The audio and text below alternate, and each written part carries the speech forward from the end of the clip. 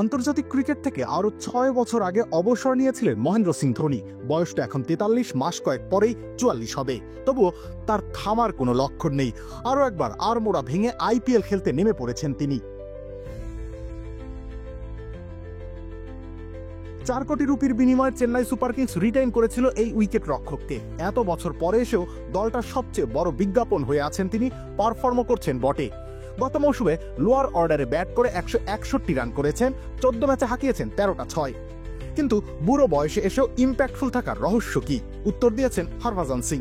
তিনি বলেন, গত বছর ধোনি দুর্দান্ত খেলেছিল।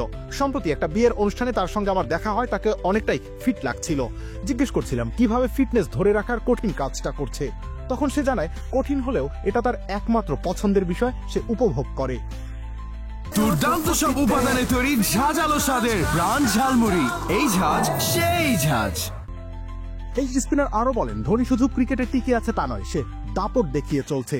এর মানে এই যে গত ২-৩ মাস অনুশীলন করে সেখানে অবশ্যই অনেক বেশি সময় দিয়েছে সে। সবার আগে মাঠে আসে, সবার শেষে যায়। এই বয়সে পার্থক্য গড়ে দিতে এতটুকুই যথেষ্ট। অন্যদিকে সাবেক ক্রিকেটার ও বিশ্লেষক আকাশ চোপড়া বলেন, আমার মনে হয় ধোনি নিজের প্রতিশোধ। আমরা যতই বলি উপরে ব্যাট করো, সে জানে সে ৪০ বল খেলতে পারবে না। সে যদি ১২ ওভারের পর উইকেটে আসে, সে পারবে না। এই সততা অনেক বেশি গুরুত্বপূর্ণ। তিনি আরো যোগ করেন, আপনি কি পারবেন সেটা জানা যেমন গুরুত্বপূর্ণ, কি পারবেন না সেটা জানাও গুরুত্বপূর্ণ। এটা আপনাকে সেরাটা দিতে সাহায্য করবে। ধোনির মাঝে এই ব্যাপারটা আছে। রুহুল ইসলাম রনি, খেলা ৭১।